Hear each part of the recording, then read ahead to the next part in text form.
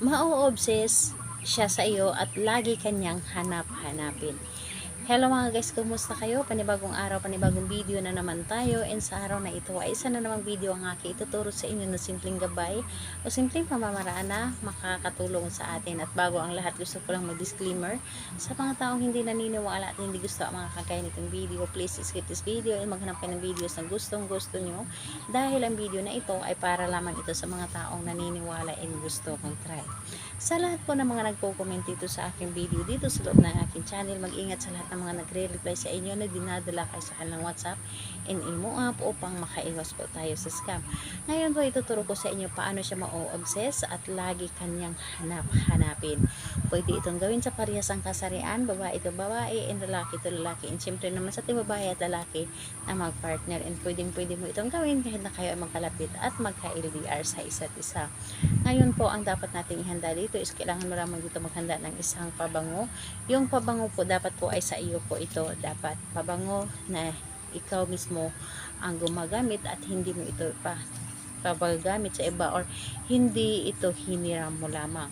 And kailangan din natin dito ng isang maliit na pirasong papel at panulat. So ayun lamang ang ating dapat ihanda. Tatlong bagay lamang ang dapat nating ihanda dito. And syempre, kailangan din natin dito ihanda ang ating sarili.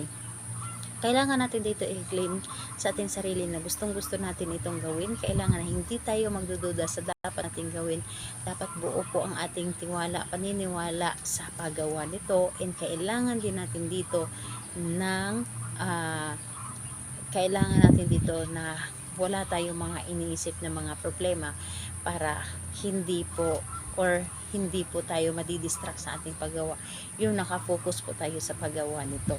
And kapag ready ka na, ay pwede mo na itong simulan. So ang gagawin mo lamang dito sa isang maliit na papel, isusulat mo lamang dito ng 3 beses ang kanyang pangalan at apelyido, 3 po. So pangalan niya at apelyido, isulat mo dito. And ayun po, kapag naisulat mo na dito ang kanyang pangalan at apelyido, ang gagawin mo lamang dito is dito po sa iyong kamay or dito po sa ating pulso, sprayhan mo lamang ito ng pabango. So dito po, sprayhan mo lamang dito ng pabango. And kapag nasprayhan mo na ito ng pabango ang inyong pulso, itong papel na ito na nasulatan nito ng pangalan niya at apelyido, ipapahid mo lamang dito. So, papahid mo dito para mas mabigyan ito ng energy.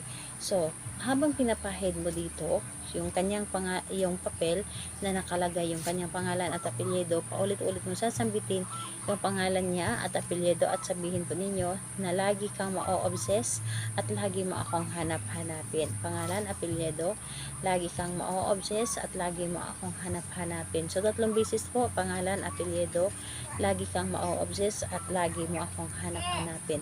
And pagkatapos nun, ang papel na ito ay itupin mo lamang ito ng 1 beses at ilagay ito sa ilalim ng inyong unan at higaan mo lamang ito ng 3 gabi.